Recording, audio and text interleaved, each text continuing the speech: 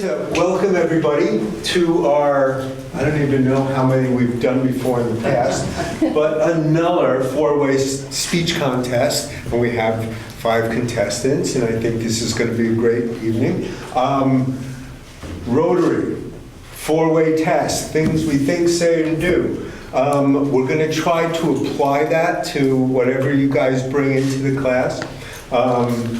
And Interact is our high school kind of age students, trying to bring them into helping with working. See, I can't even speak in front of people. Trying to help with the community and make sure everything is the way it's supposed to be. The hope is that we find students who are capable of introducing themselves and speaking well and have a well-focused application of the four-way test. So that's the hope. 5 minutes is your minimum. 7 minutes is the maximum, okay? And we have a timekeeper who's going to give you a sense. All right, so, and don't let it distract you speaking, but when you get to 3 minutes left, I'll hold this up. 3 minutes to 5. Yeah, when you have 2 minutes left, this will go up. The green 2 tells you you made the minimum. When you have 1 minute left, we'll hold up a 1. 30 seconds, that's red. That means start thinking about wrapping it up. And then when you see time's up, time to be done. So that'll be the 7. Okay, if it makes good sense. We're going to have only one student in the room at a time. Okay, so we're going to start with Leah, and Mike's going to bring them in one at a time. Anything you want to add? I sure do. Yeah. So, as a Rotarian, we have this motto, the four-way test. In every meeting, we open up with a Pledge of Allegiance at Rotary, and then we recite the four-way test. First is the truth, second is the fair to all concerned, third will build goodwill and better friendship, and fourth will be beneficial to all concerned. And that's our motto for Rotary. We try to live that. And with Interact, it's as Ron was saying, it is part of Rotary, and it's also an international organization, and where we introduce kids to our credo, and try to introduce them into civic involvement, and it's really terrific. Interact meets once a week in this very room. We meet on Thursday mornings for about half an hour. And we probably have about 60 members, and which is really great. We're in the south, I forget what our district is, but the southern Vermont and New Hampshire, and we are the second largest Interact club in that geographic region. So we've had a lot of success. And all of our presenters today are Interactors, and so I think we're in for a real treat. And I just want to let everybody introduce themselves, and then I'm going to parade them back out, and we'll start coming back in one by one. So, Aaliyah, if you would just go ahead and start.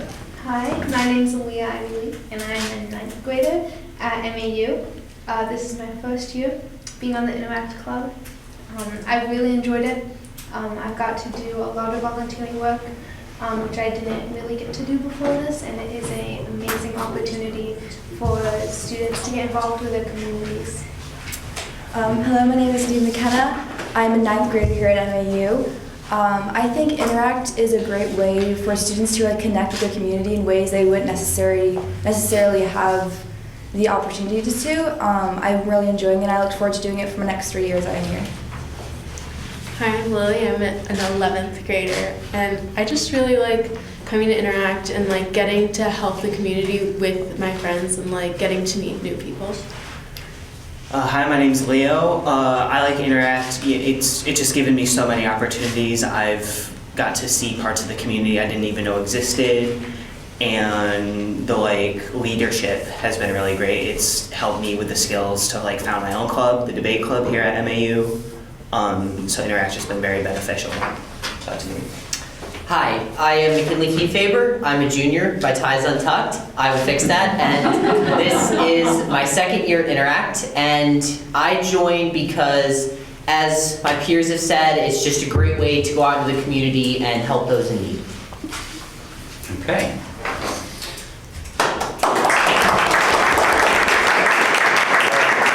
So when we all come out, you two, Aaliyah, come back out, and then I'm gonna have you come back in.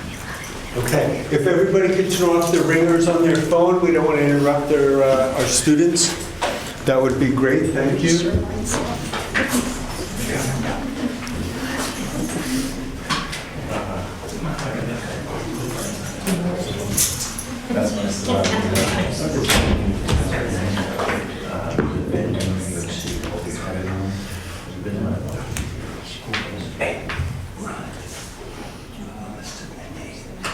I do. Okay. So I'd like to introduce the judges real quick. We have Jeff Hirsch, John Goodrich, Catherine McClure, and Jason Fredrickson. These guys, as well as these two judges here are in the Catamount Club. These guys over here in the Bennington Club were sharing the prizes of 600, 300, and 200, first, second, and third place. I need to come. Stand next to the door. Very good, thank you. Oh, cool. No problem.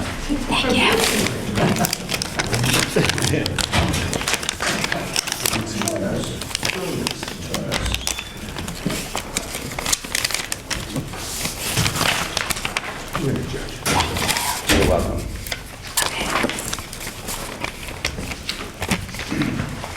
Hello.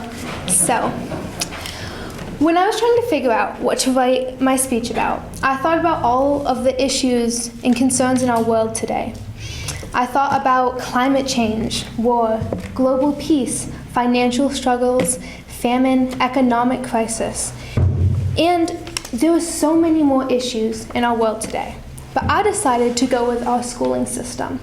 My name's Aaliyah Ivy League, and I'm here to talk to you about our modern day schooling system.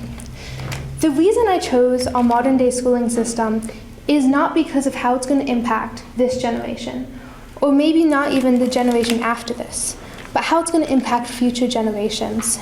For even though the students in schools today are only 20% of our total population, they are 100% of the population of tomorrow.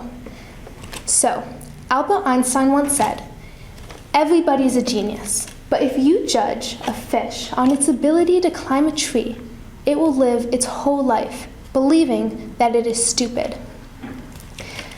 Our schooling system was designed over 200 years ago, and as of 100 years ago, that same schooling system that is still in place today was designed to teach kids to work in factories when they grew up. That is why, for 8 hours a day with a half-hour break, students were told to sit in straight rows and raise their hands when they want to speak, and be told what to say and what to think. And is that realistic? Schools are guilty of not only teaching kids to compare themselves to others, other peers, but they are also guilty of teaching kids to compare themselves to numbers and letters. Now, schools might not say this straight out, but when you have a kid who is averaging a 70 or even an 80% in schools, and their classmates are getting 90s or 100s, and their classmates are advancing to harder classes such as AP or honor classes, and they're being left behind because of a number or a letter, I mean, is that fair? Is it fair that to the kids who are getting home with 5 hours of homework every night, who are staying up until 10 o'clock and waking up at 6 o'clock in the morning to try to get that 100, to try to meet that expectation that is set by their peers, is it fair to them if they physically can't? Is it fair? 1 in 5 students in our modern day schooling system have a reading disability called dyslexia. Dyslexia affects your reading and writing, but it can also affect your rapid functioning skills, your decoding skills, your fluency skills, your memorization skills, and your translating skills. And for someone who has dyslexia, they can spend double to triple the time longer doing work than their peers.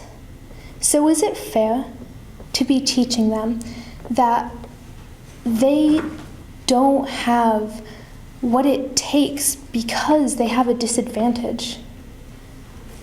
Think about it. Kids are comparing themselves to inanimate objects, inanimate concepts.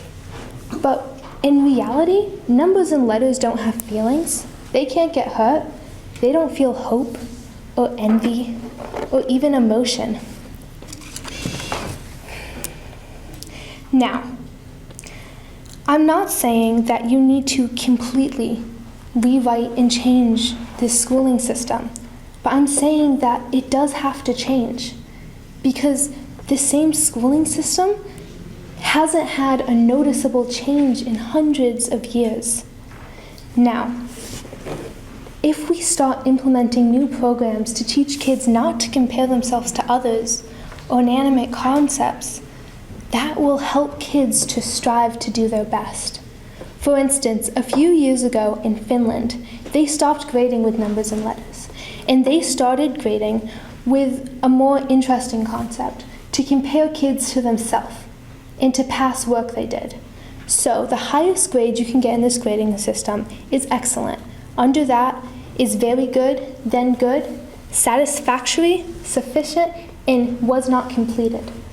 Now, this grading system wasn't set up to, when you get a grade, be compared to your classmates or what a curriculum has to offer you. This grading system was meant to compare kids to what past work they have done, to what past work that they have completed. So if they are a kid who is struggling and who averages an 80 in the US curriculum, but that is the hardest they are working, their teacher can give them the highest grade because they are proving themselves to themselves. They are proving themselves not to other people. They are not comparing themselves to numbers or letters. So we should stop teaching kids that they need to eventually have one strict job, go work in a factory or an office building, and sit at a desk all day.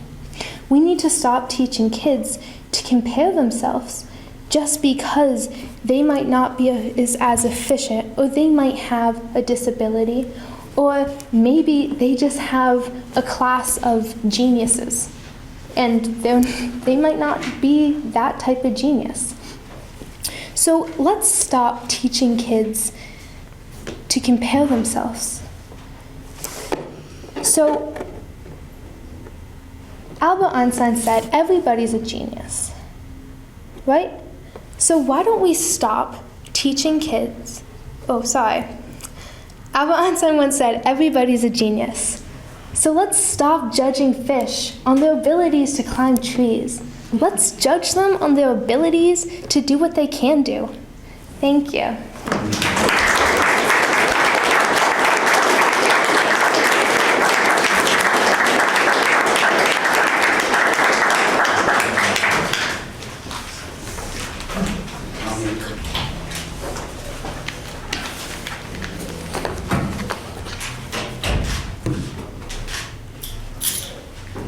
Can I start? Okay. Why do the arts matter? Schools as a whole today don't put as much emphasis on the arts. However, if you really stop and consider all the ways they elevate learning, you will see that they are indeed necessary to a well-rounded education. From deepening students' understanding of cultures and teaching valuable life lessons, to building better friendships, they offer so much more than they're given credit for. My name is Neem McKenna, and I'm here today to bring to your attention the shocking problem of schools and state governments getting rid of their arts programs. To do so, I will evaluate the arts with the four-way test. The first topic on the four-way test asks if the given subject is the truth. I believe that because the arts deepen students' understanding and appreciation of cultures and their complex history, yes. According to the American Academy of Arts and Sciences, Arts education uniquely gives students the opportunity to engage with the past in a way that brings history to life and goes beyond textbooks. Expanding the curriculum beyond Western-centric canon furthers opportunities. In the classroom, students can learn everything from facts, dates, names, vocabulary, and grammar, all things that are necessary to an education. However, the arts take this knowledge and bring it to life in beautiful ways. From the earliest cave paintings to Shakespeare's Romeo and Juliet, there is so much art in our world. When students learn about and create such things, they are deepening their appreciation and understanding of the world in which we live. The second topic on the four-way test asks if the subject is beneficial to all concerned. From theater and band to ceramics and calligraphy, the arts teach so many very valuable life skills. According to V.T. Digger, the arts enrich students' lives by fostering self-expression, cultural appreciation, a stronger work ethic, and a deeper connection to the world around them. Programs like music, theater, and visual arts reflect our shared humanity and form a cornerstone of a well-rounded education. While the core subjects of English, math, social studies, and science are necessary, there are certain lessons that can't be lectured into a student's head. You can tell them 1,000 times that practice makes progress. However, until they really try, work hard, and succeed at something they love, they won't understand the truth behind these words. Practicing for performance, or even a drawing technique, all teach the values of hard work. I myself have played violin for just over 9 years now, and have learned so much more than Vivaldi's Concerto in A minor. I have learned the values of perseverance, practicing and making mistakes, and the satisfaction of success, which you will inevitably come to if you work hard. Aside from teaching valuable life lessons, the arts also builds better friendships. The fourth topic on the four-way test asks if the subject will build goodwill and better friendships.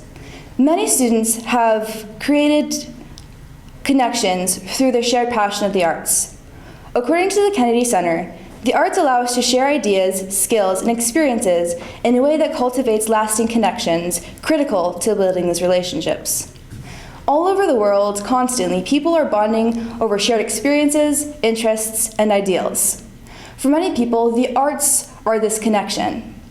I'm sure many of you have or do play sports. Finding camaraderie with your teammates is no different than bonding with members of a cast or musicians in a band. There is a magic in finding people who see you, and getting rid of the arts would take away the opportunity for students, or many students, to find like-minded people, which is indeed necessary to growing up. To summarize, the arts deepen students' understanding of our cultures around our worlds. They teach valuable life lessons necessary to success in the future and build strong and lasting relationships. To me, it seems the arts aren't just the frills of a school, but as necessary as all the other core subjects. So I ask you again, why does art matter? To me, it seems the arts are the bold splash of color, the depth, and the vibrance that other classes can't necessarily provide. So I ask, help me keep our art programs. Help me bring art programs that have been lost back.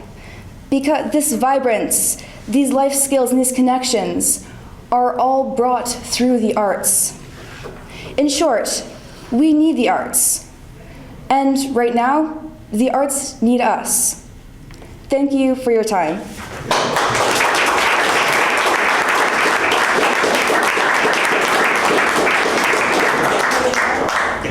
You're welcome to stay too if you like.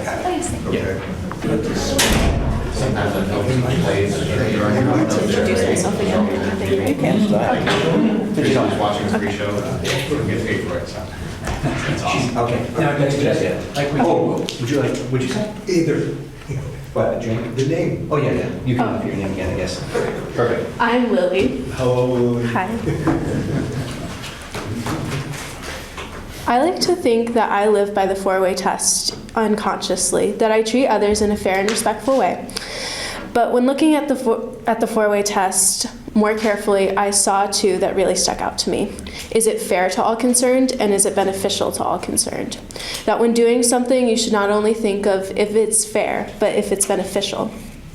So I began to wonder when I don't do this, and I thought of myself as a consumer. As Americans, our society is built around consumer products. We are quite literally a consumer society. Our society's economy depends on us buying unnecessary items. My point is that as an American, I am told to buy. So I don't often think of what I'm buying. So what does this have to do with being fair to all concerned and being beneficial to all concerned? My answer to that is conscious consumerism.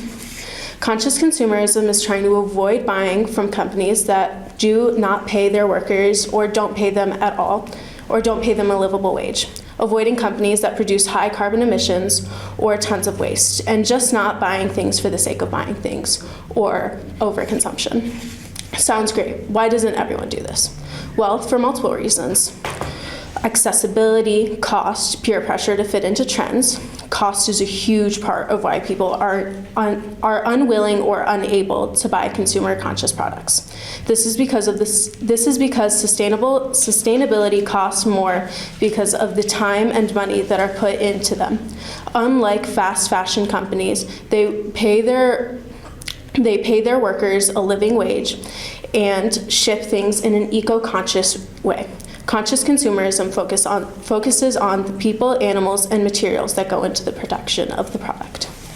So, how do we apply this to our everyday lives? Well, imagine you are shopping for a t-shirt. You find the perfect one, and it's cheap. But wait, why is it so cheap?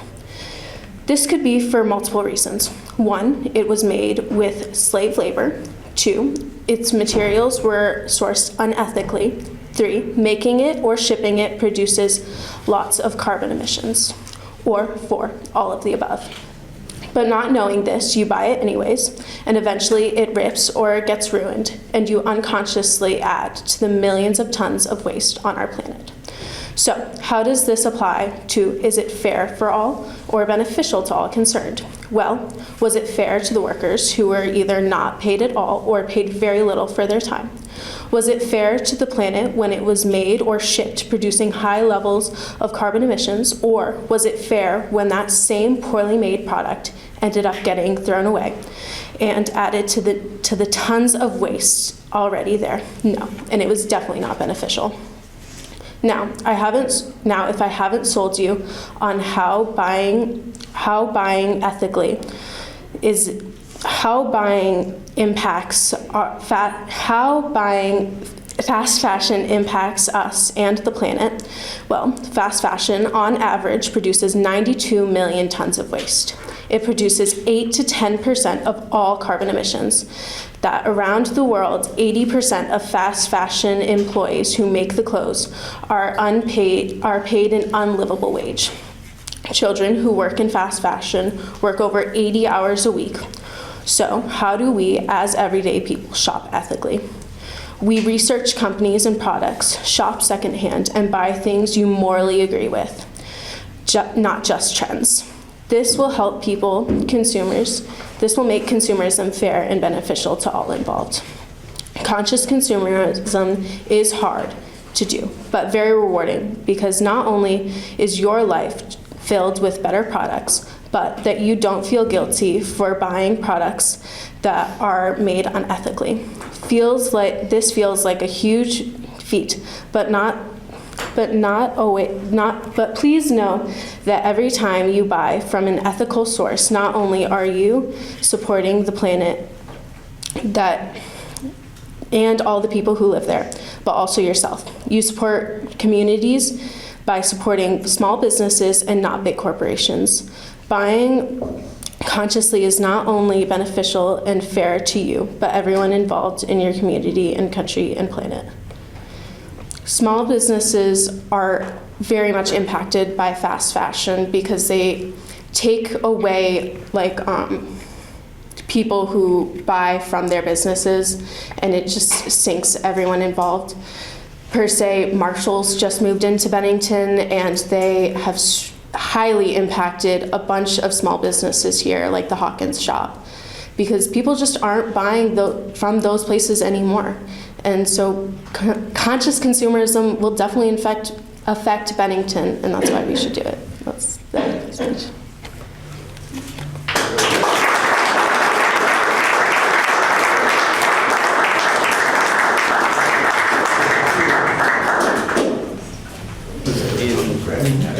Getting ahead in life. All right, hi there. My name's Leo Sobolowski. I'm a sophomore.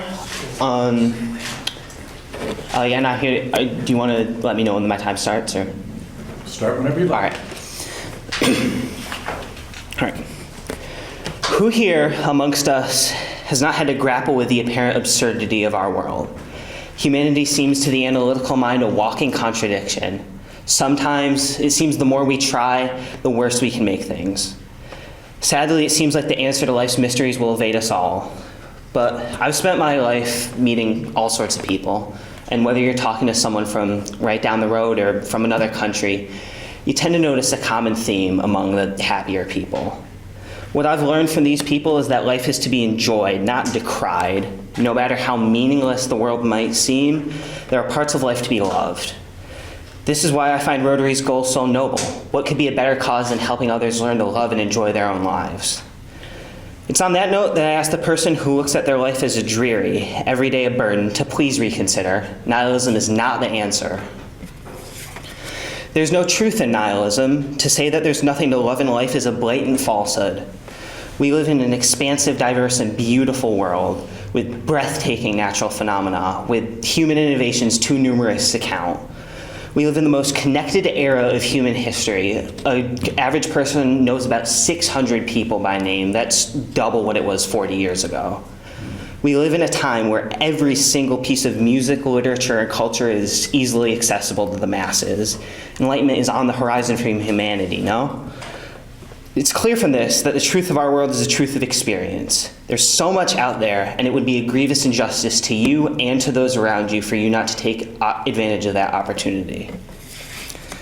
And indeed, there is no fairness in nihilism, to yourself or to any other person on this planet. An unfortunate reality is that many are unable, rather than unwilling, to enjoy their lives. Poverty, discrimination, and hunger face millions of people. Any person who loves life should be emboldened by this fact, to do better, to do more for their fellow man. This is why one of Rotary's core tenets is service above self. To many, putting a smile on somebody's face or helping fill an empty stomach brings a joy like no other. This, I believe, is what is fair to all concerned. Once you have learned to love your own life, help others do the same. For what could be a more noble goal than global happiness? Nihilism will not build goodwill. Throughout my life, I've had multiple opportunities to meet people my age from all over the world. Never once has a bond been formed by rejecting such an opportunity, but instead by taking them. If I may share a personal anecdote, I spent this last summer at a summer camp up in Lake George. A feature of this camp is you get to go on a 3-day-long hike with your peers, just random people from around the camp. In our group of 10 people, 3 of them were not from the US and spoke only a few sentences of English. Through that 10-mile trek, through our shared experience, our shared enjoyment, and yes, some shared suffering, we formed, dare I say, a brotherhood up on those mountains. The seemingly insurmountable barrier of language was brought down by our shared experience. I'm still in contact with most of those people today, and my life is all the better for their inclusion in it. This boon never would have been granted to me if I hadn't decided to take what life had offered me. This is the way to find goodwill and form better friendships. Take life's experiences. Bonds will form if you undergo hardships with other people. Nihilism is not beneficial to all concerned. Albert Camus, a French novelist, was famously quoted as calling nihilism philosophical suicide. And this is a warning we must hold true to this day. However tempting in the moment, we cannot let ourselves fall into a state of mind that renders life unenjoyable. We cannot let ourselves think that all is for naught. You don't need to be a philosopher to find a way to enjoy life. By unselfishly helping others, by combating bigotry, by encouraging the truth, and by living ethical lives, you, I, and everybody on this planet can love their life and help others do the same. Imagine a world where, yes, hardship exists, but we all rise up together to conquer it. Imagine a world where there's suffering, but in our solidarity with our fellow sufferers, we learn to enjoy life even more. Imagine a world where none of us fear failure, for we know we have the support of those around us. This is the world I want to live in, and I believe that it can be achieved by following Rotary's mission. So it is on this note that I condemn nihilism and encourage everyone in this room to learn to love life even more. Mahatma Gandhi once said, "The best way to find yourself is to lose yourself in the service of others." And from my experience with Rotary's programs, this rings true. In putting smiles on the faces of others and in coming out of hardship all the stronger, I believe life can be loved by all. I think we can all live like this if we applied the four-way test to the way we look at life. Thank you very much.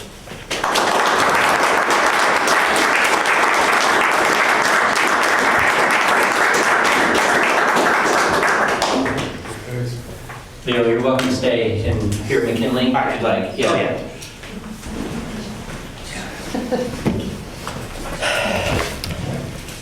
Before we begin, my name is McKinley Kiefaber, and I'm a junior.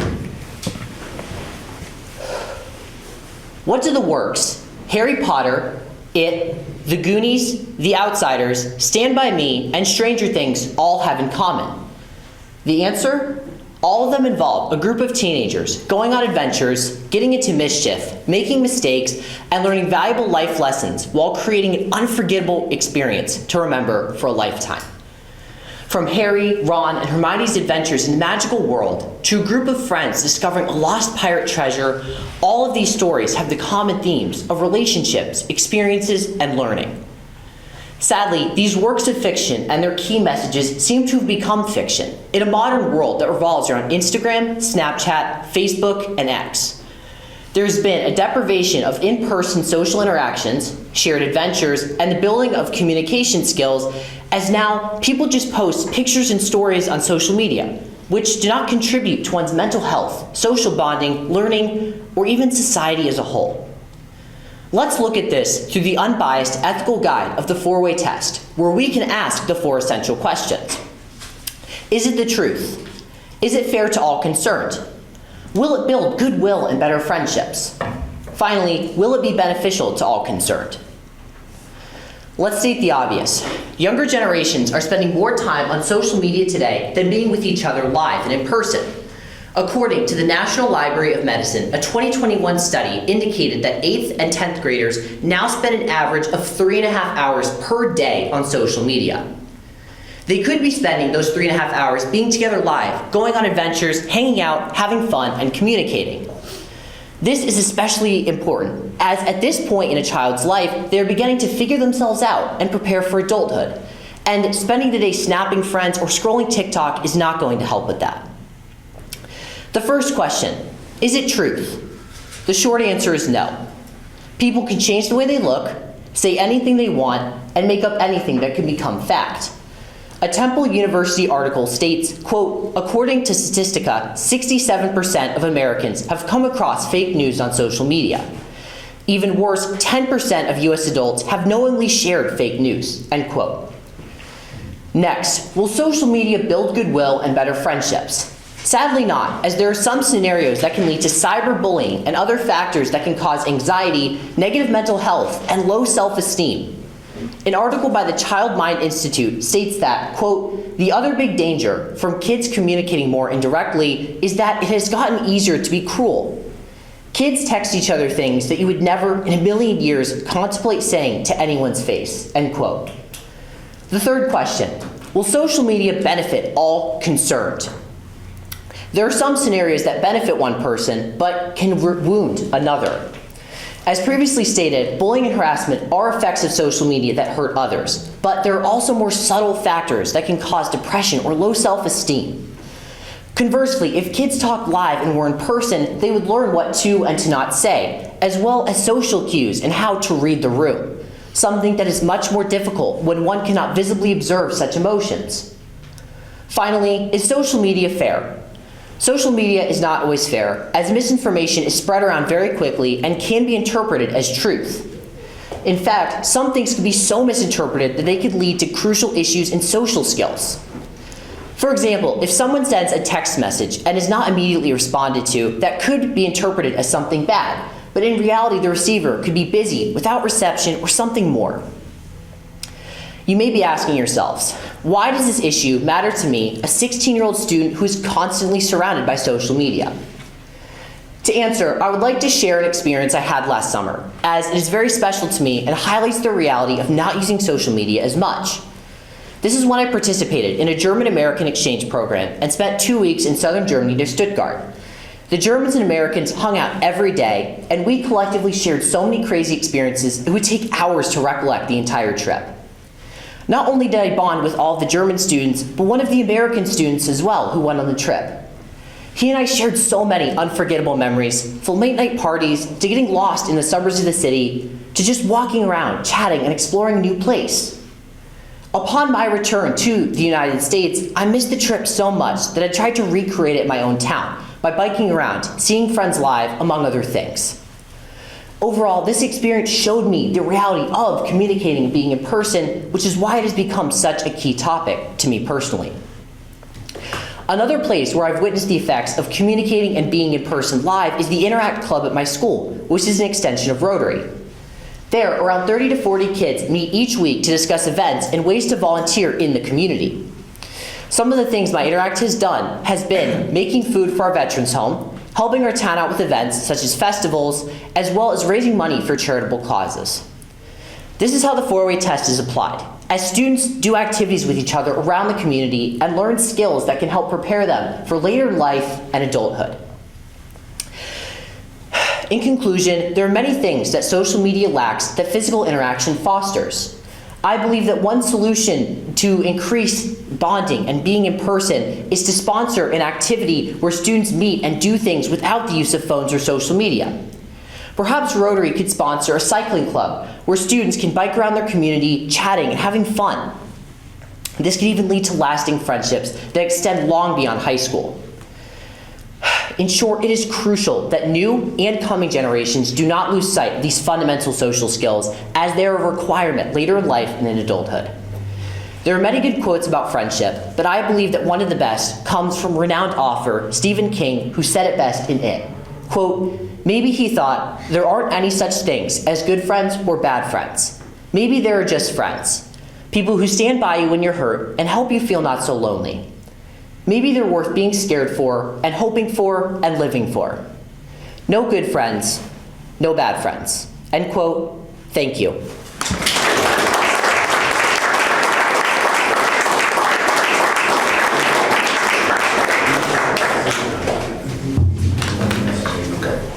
Okay, boys and girls, we're ready to provide some awards. I want to thank everybody for coming, including the participants. It was really great. It was it's a scary thing to do, to get up there and present, and lay yourself out to everybody.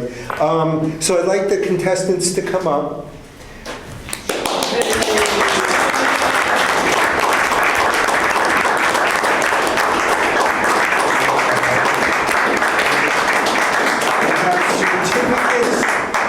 Achievement, Lily. Certificate. Aaliyah's not here, but she will get hers.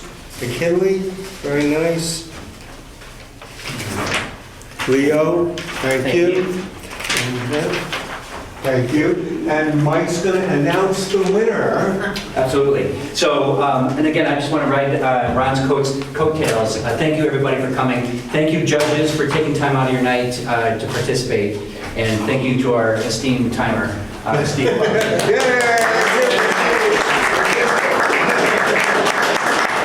I also want to recognize all of our contestants. As Ron had said, some people fear public speaking more than death itself.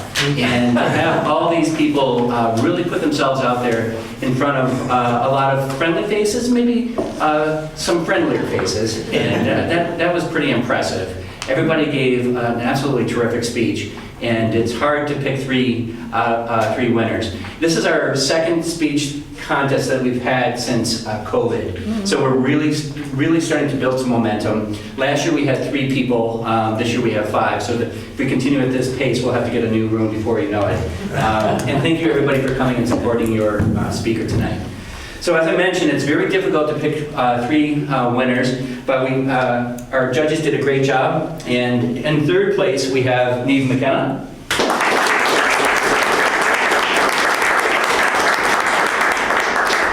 In 2nd place, we have Leo Soboleski.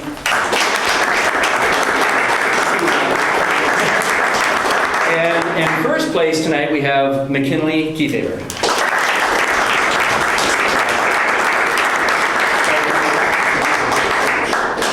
Absolutely. So thanks everybody. Again, enjoy some snacks. Can I take one? Oh, of course. I'm John Goodrich, for those of you that don't know me. I just wanted to say that I looked at the numbers, and they're all very close. Oh, yeah. So it was not a contest where one was way over everybody else. They were very close, and thank you very much. Thanks, John. Captain McClure, I just wanted to say all of the topics were so relevant and well presented, and I actually learned a little bit. I thought I knew about some of the topics, but yeah, it was wonderful. Thank you. And Steve. I just want to add, I spent a couple of years in Toastmasters where I learned how to time people, and we did a lot of counting where we counted how many times people say, You guys were terrific, really unbelievable, not a single or and that drives the Toastmaster nuts. They hear them, so very well done. Awesome speeches. Yeah, really Thank was. you, guys. Wonderful.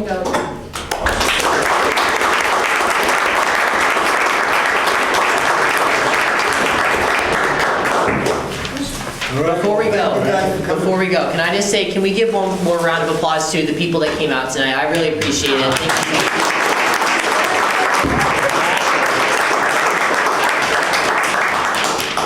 Thank you. Thank you, guys. All right. See you next year.